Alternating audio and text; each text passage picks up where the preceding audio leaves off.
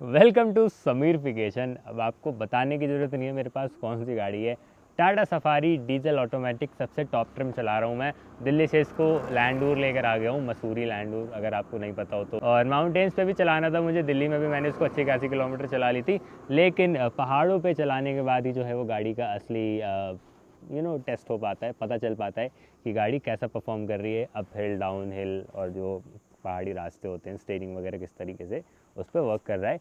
क्योंकि अब इसमें इलेक्ट्रिक स्टीयरिंग आ गया है, पहले हाइड्रोलिक पावर स्टीयरिंग आता था, अभी इलेक्ट्रिक पावर स्टीयरिंग है तो पावर स्टीयरिंग ही, लेकिन इलेक्ट्रिक मोटर के थ्रू चलता है। काफ़ी मुद्दतों बाद टाटा ने फाइनली गाड़ी दी है टेस्ट करने के लिए, तो जितनी ज़्यादा से ज़्यादा पॉसिबल ही हो सकता था उतनी मैंने कोशिश करी है इसको चलाने के लिए। कितनी चला ली होगी? दिल्ली जाते जाते मेरे को लगा 900 किलोमीटर हो जाएगा, 800 तो हो ही जाएगा। और चलिए सारी बातें करेंगे इस वीडियो में इस गाड़ी के बारे में। पहली बार आए थे तो सब्सक्राइब कर लीजिएगा। और ज़्यादा मैं फीचर और ऐसे डिज़ाइन वगैरह पे नहीं जाऊँगा, गाड़ी को आए हुए साल भर हो गया तो आपको पता है कैसी दिखती है, डिज़ाइन वगैरह कैसी है।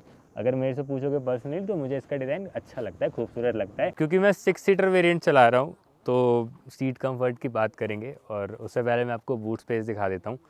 और कलर आप देख ही लीजिए, एक बार को मैं इसकी लाइट भी जला देता हूँ कि किस तरीके से जो है ये दिखती है। कनेक्टेड टेल लाइट आ रही है, कनेक्टेड DRL आती है इसमें, आप देख सकते हैं इस तरीके से रहने वाली है। पीछे की 2 सीट अप है तो इतना कुछ स्पेस बचता है। अब आप इसमें अपना कोई छोटा मोटा bag, luggage bag, backpack type कुछ रख सकते हैं। अगर आपको इसको एक्सटेंड करना है तो ये फोल्ड हो जाती हैं। कैप्टन सीट पे भी चल के उसका कंफर्ट दिखा देता हूँ। एक मेरे को कमेंट भी आया था, भाई पूछ रहे थे कि भाई हमें सीट कंफर्ट बताना, तो आइए वो भी दिखा देता हूँ। अगर आपको कैप्टन सीट नहीं चाहिए तो आप नॉर्मल जो 3 सीट का कन्फिग्रेशन होता है, 7 सीटर वाला ऑप्शन, वो भी ले सकते हैं। सीट का कंफर्ट बताऊंगा उससे पहले आप एक बार डोर देख लीजिए कि यहाँ पे जो है वो आपको डुअल टोन का इंटीरियर तो मिलता ही है। यहाँ पे आपको जो है वो आइवरी है, ये ब्राउन कलर है, और ये पूरा ही जो है सॉफ्ट टच लेदर रहने वाला है। स्पेस मैनेजमेंट काफ़ी अच्छा है, यहाँ पे भी आप अपना कुछ सामान रख लीजिए। 1 लीटर की बॉटल चारों ही दरवाज़ों में आ जाती है। यहाँ पे अगेन जो है वो आप कुछ सामान अपना रख सकते हैं। ये मैंने यहाँ पे डस्टर रखा हुआ है। और बाकी ये जो सीट है ये काफ़ी आगे भी नहीं है, काफ़ी पीछे भी नहीं है। इसको मैं कंट्रोल भी कर सकता हूँ। जो बॉस मोड है वो इलेक्ट्रिकली फंक्शन करता है, तो मैं चाहूँ तो इसको यहीं से कंट्रोल है। राइट साइड पे मैं आपको दिखा दूंगा, इस तरीके से कुछ कंट्रोल हो जाएगा। रिक्लाइन और स्लाइड दोनों ही ये हो जाता है। हाइट एडजस्टमेंट नहीं है बाय द वे। मेरे पास जो सीट है इसको भी मैं चाहूँ तो आगे पीछे रिक्लाइन कर सकता हूँ। ये ऑल द वे पीछे है, ये ऑल द वे आगे है, ये ऑल द वे आगे है। इसके बाद पीछे काफ़ी स्पेस बन जाएगा, बट आप ऐसे नहीं बैठेंगे, आप इन बिटवीन करके इसको बैठेंगे। इतना कुछ मुझे स्पेस चाहिए होगा। रिक्लाइन जो है वो भी आप इसको कर सकते हैं। ये अभी जो है ये मैक्सिमम रिक्लाइन एंगल पे सेट है, और आप देख लीजिए कि इस तरीके से मैं कुछ बैठा हूँ, जो आपका कंफर्टेबल एक एंगल रहेगा, पोस्चर रहेगा बॉडी का। इसमें कोई दिक्कत नहीं होगी आपको। अब इसमें जो है वो पीछे वेंटिलेटेड सीट्स भी आती है। अब क्या, पहले वाली, इससे पहले जो सवारी आती थी उसमें भी आती थी, इसमें भी आती है। उसका कंट्रोल यहाँ पे है। अगर आप नॉर्मल 7 सीटर लेंगे उसमें ये आपको फीचर नहीं मिलेगा। AC वेंट जो है वो यहाँ पिलर पे लगाए हुए हैं, और बाकी यहाँ पे मेरे पास हैंडल है, यहाँ पे लाइट है, बड़ा सा पैनोरामिक सनरूफ है। और अभी हम पहाड़ों पे हैं तो पहाड़ों पे जो इसके असली मज़े आते हैं, वो मैं आपको ओवरले करके शॉट दिखा दूँगा। तो बीच वाला सीट का हो गया। एक बार पीछे चलते हैं, देखते हैं कि पीछे क्या क्या कंफर्ट है। पीछे जाने के लिए ये सीट टंबल नहीं होती है, आपको बीच से ही जाना पड़ेगा, तो वो एक चीज़ है। मेरी हाइट तो 5 फुट 10 इंच है, लेकिन अगर आपकी हाइट कम है तो आप ज़्यादा कंफर्टेबल रहेंगे। मेरा जो पैर है वो आप देखिए कि थोड़ा सा फंस रहा है, जबकि ये वाली सीट मैंने मिड पे सेट कर रखी है, ना आगे ना पीछे, मिड पे। सबसे पीछे करूँगा तो और कम हो जाएगा, सबसे आगे करूँगा तो आगे वाले को दिक्कत होगी। तो उसके बावजूद मेरा पैर ऐसे है, बट ठीक है। पीछे की जो सीट है वो मोस्टली गाड़ियों में, मतलब 7 सीटर में ऐसे ही रहती हैं। तो मैं ये नहीं कहूँगा बहुत अच्छी है, मैं ये भी नहीं कहूँगा बहुत ख़राब है, ओके ओके इस टाइप है। और यहाँ पे आपको जो है वो फ़ैन के लिए AC का जो ब्लोअर का कंट्रोल है ये वो भी मिलेगा, और आपको डेडिकेटेडली वेंट भी मिलता है। अब अच्छी बात क्या है, इस गाड़ी में चार्जिंग की इतनी सुविधा है। यहाँ पे आप देखिए कि आपको सबसे पीछे वाले रो के लिए भी एक टाइप सी और एक आपका नॉर्मल USB दे रखा है। नॉर्मल भी नहीं है, ये 5 वोल्ट 3 एम्पेयर का है, और आपको यूटिलिटी स्पेस तो मिल ही जाती है। 3.0 सीट बेल्ट है, यहाँ पे लाइट है, और अंडर थाई सपोर्ट जो है वो लैग कर रहा है, जो कि मेन मेरे साथ इशू होता है अगर आप ऐसी छोटी सीट पे बैठाओगे। बट हाँ, छोटे मोटे रनवे में बैठ के जा सकता हूँ। यहाँ पे जो है वो आपको पीछे 2 एडजस्टेबल हेडरेस्ट पे मिल जाएगा। एक्सपीरियंस ज़्यादा मैं आपके साथ शेयर करना चाहूँगा इस वीडियो में, क्योंकि वही मैटर करता है। इंजन इसमें एक ही आता है, 2 लीटर का डीजल इंजन FCA सोर्स है, जो कि MG Hector, Jeep Compass, Harrier same ही गाड़ी है, इनमें आता है। मैंने MG हेक्टर का भी रिव्यू करा हुआ था, आपने अगर नहीं देखा हो तो देख लीजिएगा। और वो मैनुअल थी। अब अच्छी बात क्या है कि इसमें आपको मैनुअल प्लस ऑटोमेटिक दोनों का ऑप्शन आता है। ये जो मैं गाड़ी चला रहा हूँ ये 6 स्पीड टॉर्क कन्वर्टर के साथ आती है, जो ऑटोमेटिक का ट्रांसमिशन है, जो कि मेरे ओपिनियन में सबसे बेस्ट ट्रांसमिशन माना जाता है अगर आपको लेना है, और जो सबसे ज़्यादा लंबा आपका साथ देगा, रिलायबल है और अच्छा भी होता है चलाने में। शिफ्टिंग वगैरह कैसी है? वेल, अभी जब हम अपहिल चढ़ रहे थे, अभी तो हम बाहर निकल रहे हैं तो डाउन हिल ही रहेगा, तो थोड़ा सा आवाज़ आएगा आपको। अब जाहिर सी बात है कि डीजल इंजन है और हम शीशे वीसे खोल के थे, 2000 आरपीएम पे शिफ्ट कर दे रहा था, बट मेरे को तो कोई दिक्कत लगी नहीं आज तक। अब ये आपके ऊपर है कि आपको इतनी आवाज़ अच्छी लगे ना लगे। मैं शॉर्ट लगा दूंगा, आप उसको सुन लीजिएगा।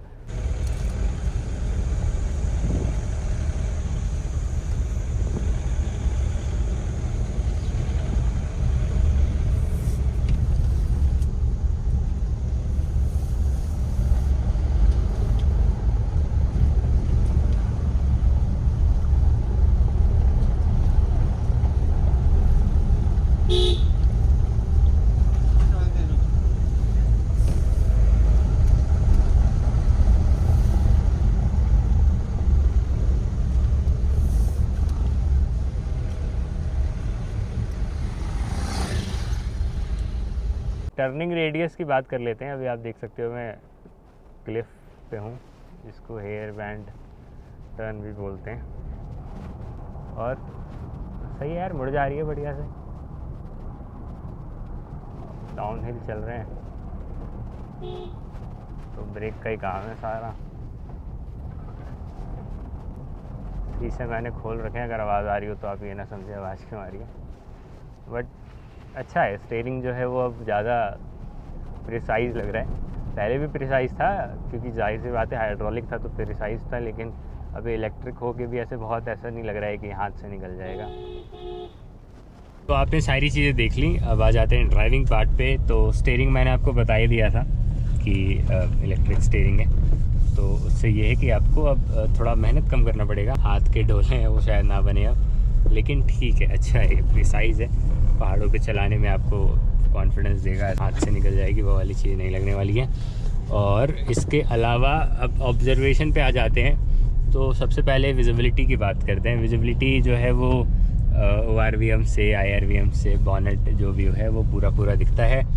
ब्लाइंड स्पॉट बनता है अब, क्योंकि वही वाली बात है, सेफ्टी इनकी इतनी बेहतरीन होती है, 5 स्टार होती है, तो ये थिक है बहुत पिलर ये वाला जो है, तो उससे जब आप टर्न लेंगे राइट की तरफ तो आपको थोड़ा सा ऐसे करना पड़ेगा। कि ये मेरी नेक्सॉन में भी होता है बाय द वे, इसमें कम है। ORVM की प्लेसमेंट इन्होंने सही करी है, शायद नेक्सॉन में जो है वो अलग तरीके का ही कर रखा है कुछ, उसमें बहुत ज़्यादा होता है।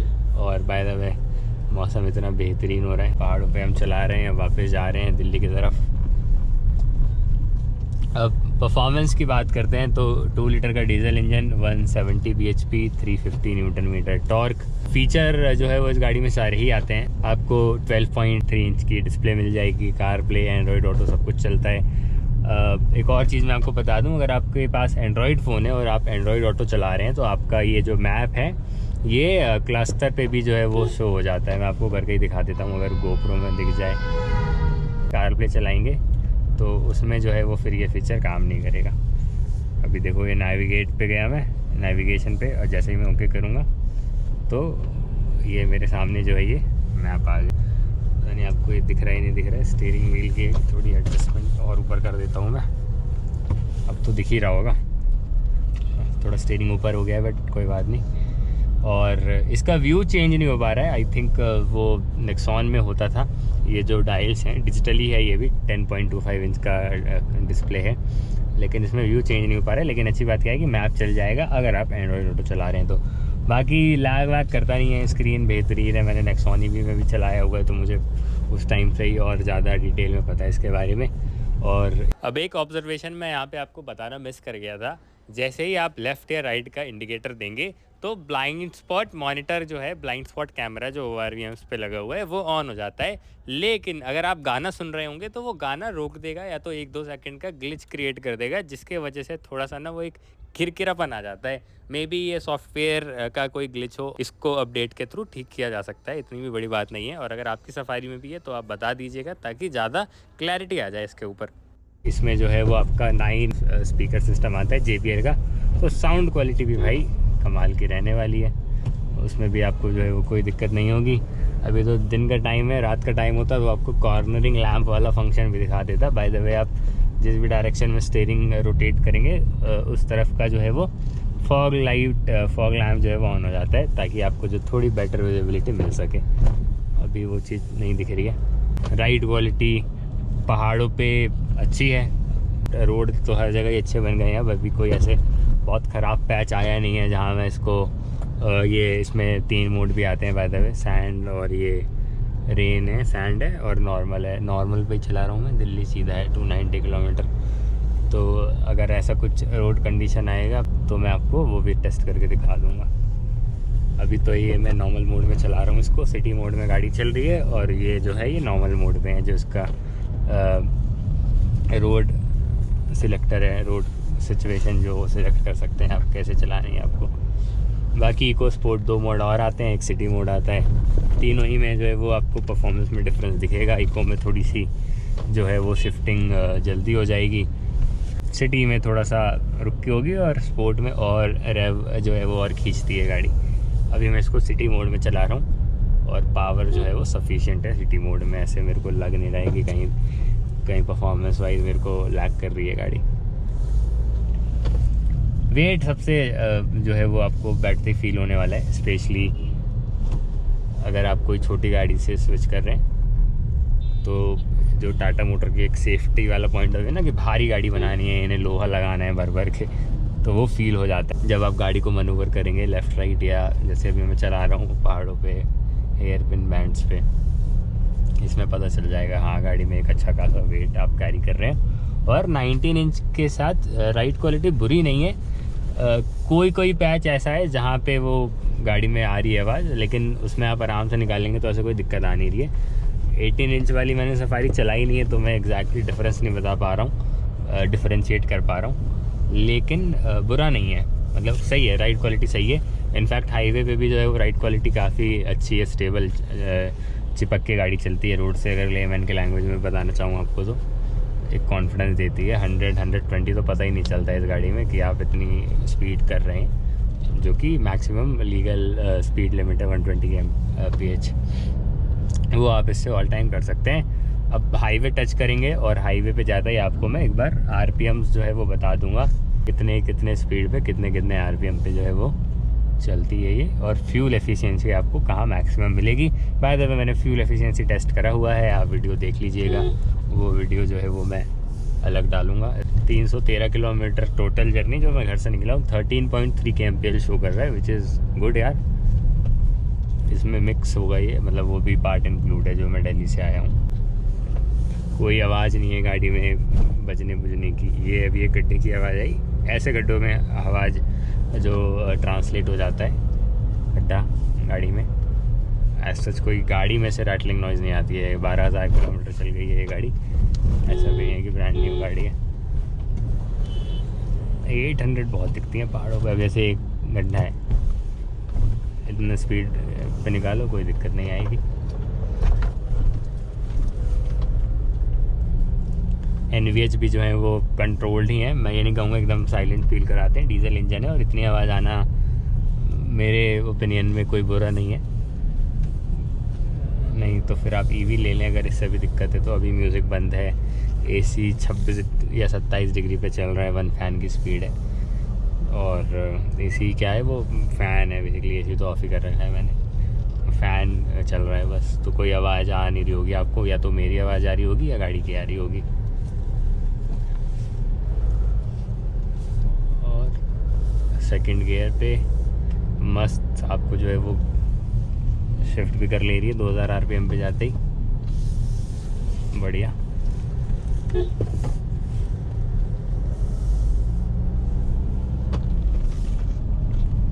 बॉडी रोल बहुत बड़ा एक पॉइंट रहता है स्पेशली SUVs में, तो वो है। अब उतनी ऊंची गाड़ी है, बड़ी गाड़ी है, मैं ये नहीं कहूँगा बॉडी रोल नहीं है, लेकिन परेशान करने वाला है नहीं, परेशान करने वाला बॉडी रोल नहीं है।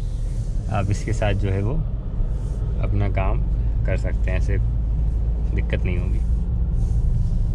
जाहिर सी बात है एकदम से मैं ऐसे काटूंगा तो बॉडी मेरी मोशन में आएगी, लेकिन वो आपके ऊपर है कि आप कितने तमीज़ से चला रहे हैं, कितनी तेज़ चला रहे हैं।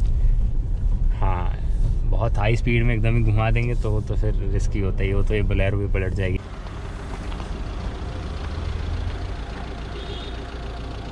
अप्रोच एंगल चेक करना है मेरे को इसका थोड़ा, और इसमें जो ड्राइव मोड आते हैं वो, बट उसके लिए रोड सिचुएशन नहीं मिल पा रही है मुझे अभी तक।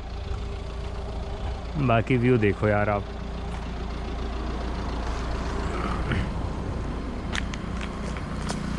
हो लेकिन जो चीज़ें काम कर रही हैं वो अच्छे से काम कर रही हैं, ऐसी कोई बात नहीं है। तो वो मैं आपको करके दिखा देता हूँ। सबसे पहले बात करेंगे हम एडाप्टिव क्रूज़ कंट्रोल की। मैंने फ्लैश इसलिए जलाया है क्योंकि रिफ्लेक्शन आएगी तो आपको ये शो नहीं होगा।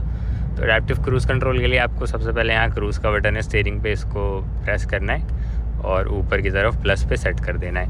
75 पे जो है ये क्रूज़ कर रही है, आपको हेडलाइट पे दिख रहा होगा साथ ही साथ गाड़ी का किस तरीके से है।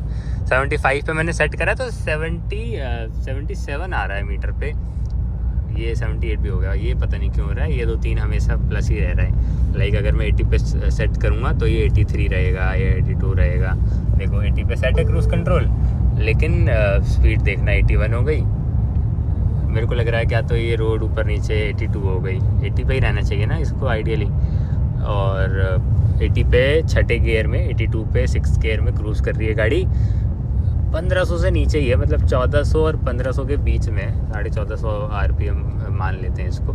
और इसमें जो है वो सबसे ज़्यादा फ्यूल एफिशिएंसी आपको मिलेगी अगर आप इस तरीके से क्रूज़ करेंगे। अब देख रहे हो कि आप मीटर पे बीच बीच में लेन डिपार्चर वार्निंग का वार्निंग आ रहा है। लाइक लेन डिपार्चर वार्निंग मतलब ये है कि अगर आप लेन से बाहर जाएंगे, जैसे अभी मैं हल्का सा जाके दिखाता हूँ, ये देखो, तो ये कह रहा है कि आप लेन से बाहर जा रहे हो, ये वार्न कर रहा है। ये लेन की प्रोसेस नहीं है, ये बस लेन से बाहर जाएंगे आप तो आपको बार बार वार्न करेगा।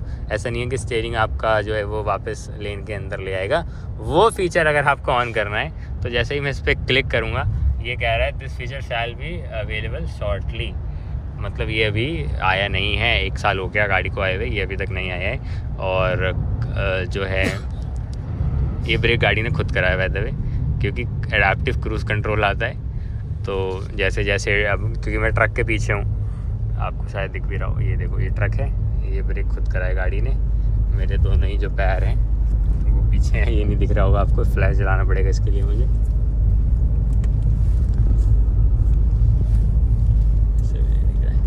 तो जब तक ट्रक जो है वो अपना एक कांस्टेंट स्पीड नहीं बना लेगा, लाइक 80 तक नहीं जाएगा, ये इतना गैप जो है वो मेंटेन करके रखेगी।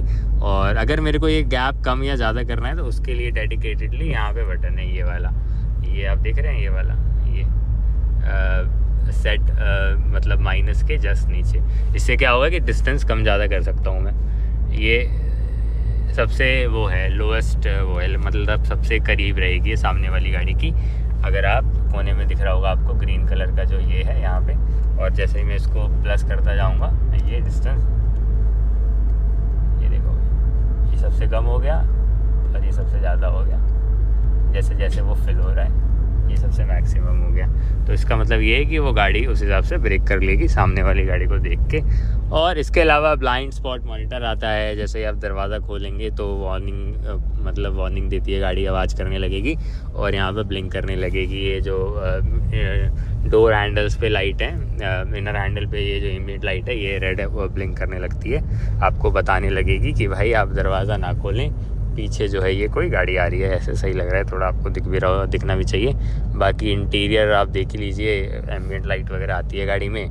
एडास का यही था। बाकी ब्लाइंड स्पॉट मॉनिटर मैंने बता दिया था आपको, मिरर पे जो आता है ORVMs पे, कि गाड़ी आपके कोई ब्लाइंड स्पॉट पे रहेगी तो वो बता देगा। बाकी जैसे ही जिस तरफ का भी मैं इंडिकेटर दूंगा लेफ़्ट राइट का, देखो जैसे ही इसको आगे स्पेस मिला, ये एक्सेलरेट खुद से कर रही है। इंडिकेटर बंद कर दूँ पहले तो मैं। अब जब तक कोई गाड़ी नहीं आ जाएगी सामने, खुद से ये नहीं ब्रेक करेगी, चलती रहेगी। 80 पे सेट है, 80 के अबव नहीं जाएगी। जितने पे आप स्पीड सेट करेंगे उतने पे चलेगी। एडाप्टिव क्रूज़ कंट्रोल जैसे नॉर्मल गाड़ियों में काम करता है। बाकी गाड़ियों में देखो इसने खुद से ही जो है वो एग्रेसिवली ब्रेक करा। वो तो शुक्र है कि पीछे कोई गाड़ी एकदम से नहीं है, वरना वो घुस जाएगी। ये देखो, इसको जो है वो हम इसको पहले हटा देते हैं, क्योंकि पीछे वाला बेचारा डर गया था, XUV 300 वाला भाई। उसको ये लगा कि क्या हो गया एकदम से।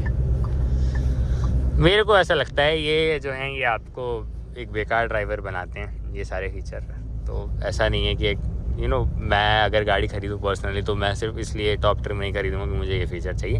बाकी आपकी अपनी अपनी इच्छा है, आप चाहें तो ख़रीद सकते हैं, मुझे कोई दिक्कत नहीं है। आपके पास पैसे हैं ज़्यादा तो टॉप ट्रिम लेने के लिए, वरना इससे लोअर वेरिएंट जिसमें एडास नहीं आता वो भी आप ख़रीद सकते हैं, क्योंकि इंडियन रोड कंडीशन के हिसाब से नहीं है भाई ये परफेक्ट सूटेबल। कुछ चीज़ें काम आ जाती हैं, लेकिन वो चीज़ें जो टोटली आपको रिलाई करते हैं सिस्टम के ऊपर, टेक्नोलॉजी के ऊपर, वो बेकार है। जैसे लेन कीपर असिस्ट हो गया, ये क्रूज़ कंट्रोल वाला हो गया, ये आप मैनुअली चलाएं तो बेटर है। क्योंकि कई बार क्या होता है बाइक वाइक या कोई जानवर आ रहा है उसको थोड़ी सेंस करेगा, कई बार कर भी लेता है, लेकिन आप रिलाई नहीं हो सकते ना।